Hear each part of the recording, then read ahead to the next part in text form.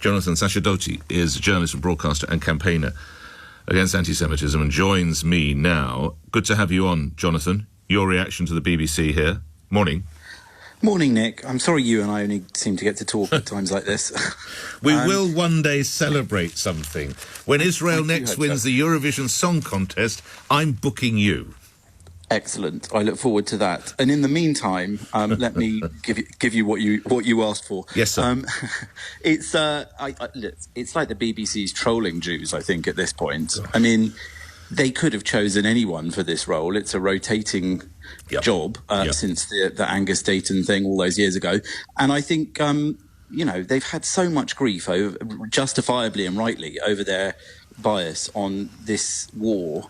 We had just a couple of days ago, there was a programme where Jeremy Bowen, the Middle East editor of the BBC, said, "I don't regret one thing in my reporting," in the same interview in which he said, "Oh yeah, well, I got that wrong," when he said that Israel had flattened the Al-Ahli hospital, when actually Palestinian Islamic Jihad had made a crater in the car park there with one of their own rockets. But no, he doesn't regret that. He doesn't regret his reporting. The BBC don't regret not using the word terrorist to describe Hamas. Now they've got this convoluted formula where they say that the British government and others call them terrorists, but they've called plenty of other terror attacks terrorism, usually domestic ones in the UK, without such qualification. The list is getting longer and longer of the times the BBC are messing up on Israel, and now they're getting this guy to work on Have I Got News for You after those sorts of comments online. I think we know what's going on here. It's not an accident anymore, is it? Well, you tell me, you've certainly catalogued a list of grievances which seems very justified. So what do you think is going on? I think lots of Jewish people have for ages felt that the BBC has a really distorted view of what's going on in Israel. And that may be deliberate and it may not be deliberate, or it may be a combination of the two. But I think that it's sort of self-fulfilling, because the more that the national broadcaster pumps out a very one-sided representation of what's going on in Israel, and it is a very difficult and horrible thing to watch, that war. There's no doubt about that. It's not like Israel particularly wanted the war. Hamas invaded Israel, massacred people, raped people, killed people, kidnapped people.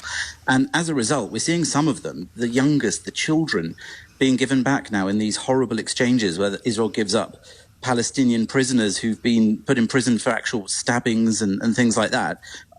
We're hearing what those hostages went through in Gaza, and the BBC seems to be on the wrong side on this one. And I think the problem is that the BBC is seen as authoritative and trustworthy by so many people, including its own staff. And so if they hear it, and if people in the nation hear it, they get a very wrong, one-sided view of what's going on. And I think that's part of the problem. But as I said, I sincerely doubt this is totally accidental anymore. It's just too frequent. Once is an accident, twice is a habit, 3 times, 4 times, 5 times. It's trolling.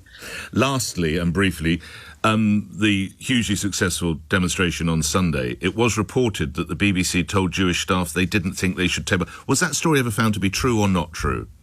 Well, I don't work at the BBC, so I can't tell you if that's what they said. But I will tell you that the 50-odd thousand people that went there did show their intentions. I hope plenty of BBC staff ignored any advice like that if they were given it and went to show their support for Jewish people, because Jewish people, they're Britons just like anyone else. And racism of any sort is utterly unacceptable. I think to the majority of us in this country, I think all your listeners will feel the same about this. Well, maybe not all. I've heard some of them sometimes. But most of the listeners of LBC, I think, will be utterly against prejudice against Jewish people and hatred against Jewish people, and making the streets feel dangerous for Jewish people, whatever their opinions are on the intricacies of wars in the Middle East.